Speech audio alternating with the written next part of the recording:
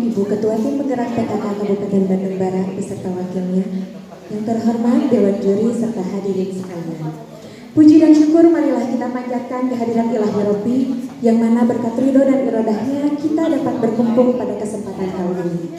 Salawat beserta salam senantiasa tercurah limpahkan kepada Nabi kita semua, Nabi Muhammad SAW. Para hadirin sekalian, perkenankanlah pada kesempatan kali ini saya akan memaparkan materi mengenai peran serta PKK dalam menunjang gerakan penanggulangan penyakit menular. PKK merupakan suatu organisasi masyarakat yang memberdayakan perempuan untuk turut ikut andil dalam pembangunan Indonesia. Selanjutnya, melalui 10 program PKK yang harus diaplikasikan di dalam rumah tangga merupakan upaya untuk mewujudkan keluarga yang sehat dan sejahtera. Selanjutnya, PKK juga memiliki peran dalam pengelolaan kesehatan dan KB. Pertama, kami sebagai kader PKK berperan dalam melaksanakan posyandu. Kemudian, kita sebagai kader PKK berperan dalam bersosialisasi tanaman obat, penyuluhan perilaku hidup bersih dan sehat, kemudian manfaat ber-KB. Selanjutnya, berdasarkan Permenkes nomor 82 tahun 2014 tentang penanggulangan penyakit menular. Sebelum berbicara mengenai penanggulangan penyakit menular, alangkah lebih baiknya jika kita mengetahui terlebih dahulu apa itu penyakit menular. Penyakit menular adalah penyakit yang dapat menular ke tubuh manusia, baik melalui agen biologi seperti virus, bakteri, jamur, dan parasit. Kemudian, ternyata ibu-ibu sekalian, penyakit itu dibagi menjadi 2 bagian. Penyakit menular secara langsung dan juga penyakit menular vektor atau melalui binatang. Di depan ini ada beberapa contoh penyakit yang dapat dicegah dengan imunisasi. Tentu di sini kami sebagai kader PKK berperan dalam mensosialisasikan pemberian kekebalan tubuh terhadap anak atau imunisasi melalui imunisasi dasar lengkap yang harus diberikan kepada anak. Kemudian selanjutnya, penanggulangan penyakit menular. Penanggulangan penyakit menular adalah suatu upaya kesehatan yang dilakukan untuk menanggulangi apabila suatu daerah tersebut sudah terjangkit penyakit menular agar mencegah tidak berpotensi wabah atau kejadian luar biasa. Kemudian selanjutnya, setelah penanggulangan maka diperlukan upaya pencegahan, pengendalian, dan pemberantasan dalam penanggulangan penyakit menular. Di sini ini merupakan semua tindakan penanggulangan pencegahan.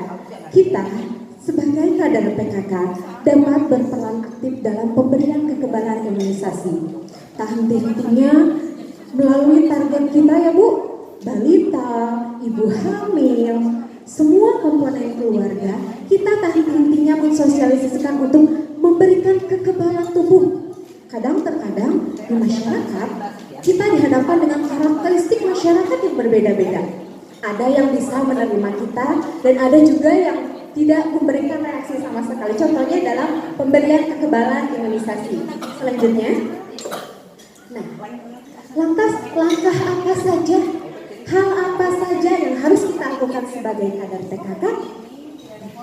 Pelaksanaan posyandu. Tentu ini sudah tidak asing lagi bagi kita selaku kader PKK. Melalui sistem 5 meja posyandu, kita dapat berperan aktif dalam penanggulangan penyakit melalui meja 4, yaitu penyuluhan.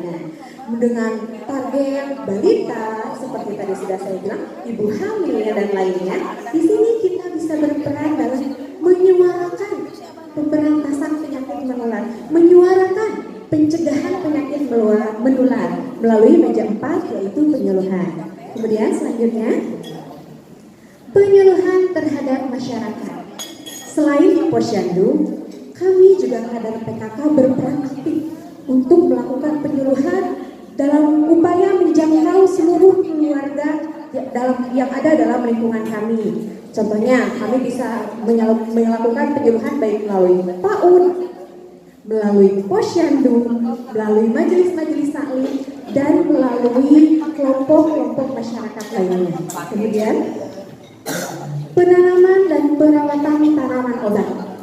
Seperti dapat kita lihat di depan, ini merupakan upaya kami untuk menciptakan lingkungan yang bersih dan sehat.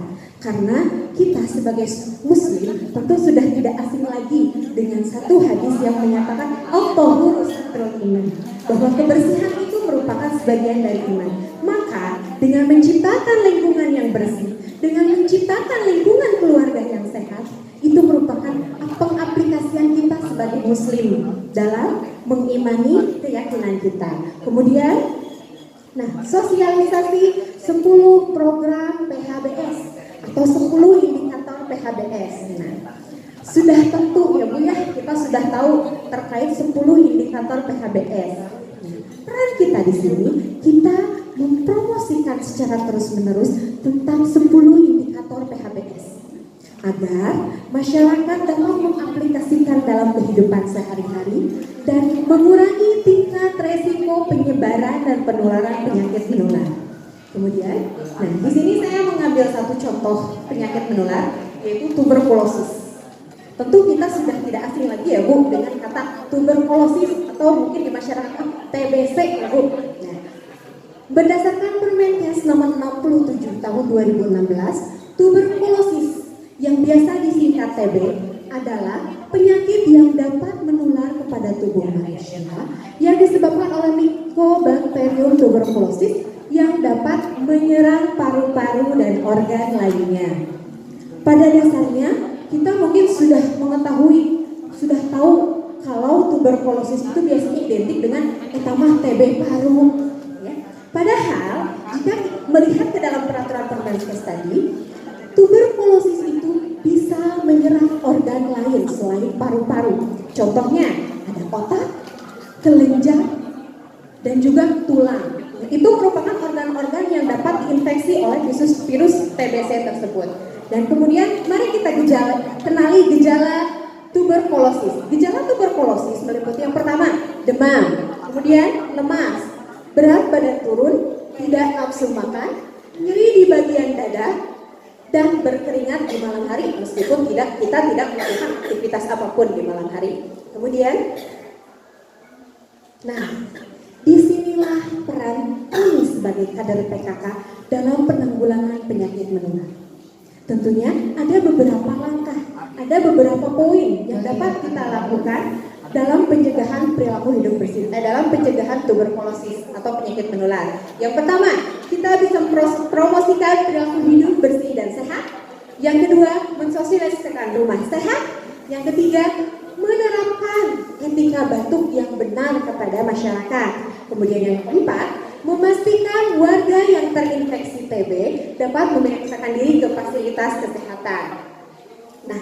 Ibu semuanya, para hadirin sekalian, sebagai kader PKK, tentu di lapangan kita dihadapkan dengan berbagai karakteristik masyarakat. Kita di lapangan dihadapkan dengan berbagai kondisi masyarakat.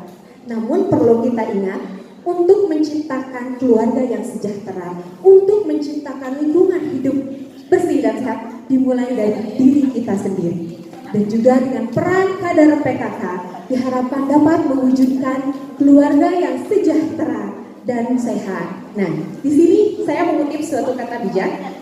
Belajarlah jangan menjadi kader yang terbaik dari sekian banyak orang, tetapi jadilah kader yang bermental baik dari sekian banyak orang. Maka kami, kader PKK, harus memiliki mental yang kuat, harus memiliki integritas yang kuat, harus memiliki sosialisasi yang tinggi sesuai kapasitas kami sebagai kader PKK. Terakhir sebelum saya tutup, ada sebuah sindiran ya punya. Meser tangkokan saparapat anyondong cibur dina naon Bu? Terang Bu? geuninga. Meser tangkokat. Saparapat. Meser nyondok cikur dina bakatur. Cakep. Bener eta. Kader PKK Bandung Barat siap ngarojong program yang akur betul. Sekian dari saya, wallahul muwaffiq ila aqwamit thoriq. Wassalamualaikum warahmatullahi wabarakatuh.